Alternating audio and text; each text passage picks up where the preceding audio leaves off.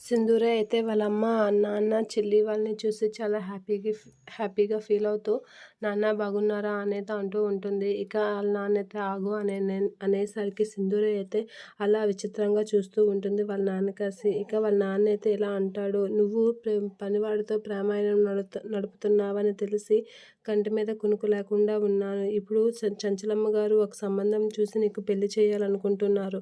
నువ్వు ఇలాంటి పనికిమాలిన పనులు మానేసి చంచలమ్మ గారు చెప్పినట్లుగా వింటే బాగుంటుంది అనేది గట్టిగా అంటూ ఉంటాడు సింధూర వాళ్ళ నాన్న. ఆ మాటలు విని సింధూర అయితే షాక్ అవుతూ ఉంటుంది. ఇక వాళ్ళ అమ్మ కూడా చాలా కోపంగా ఉంటుంది సింధూర కాసి చూసి.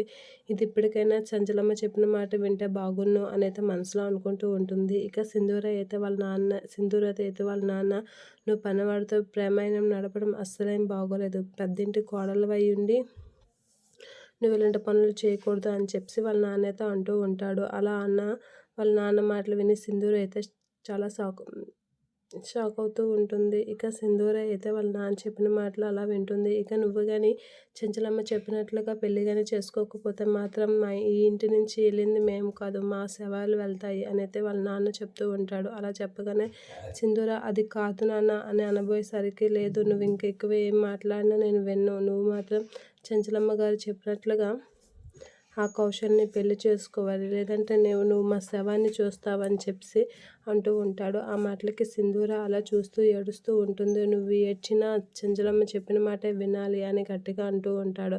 అలా అనేసరికి సింధూర ఏం చేయలేక అలా చూస్తూ ఉండిపోతూ ఉంటుంది. ఇక వాళ్ళ నాన్నైతే చాలా కోపంతో రగిలిపోతూ ఉంటాడు. వాళ్ళ అమ్మ కూడా అదే జరుగుతుంది, జరగకపోతే మాత్రం మా శవాలే చూస్తావు అన్నట్లుగా వాళ్ళ సింధూర కాసి చూస్తూ ఉంటుంది.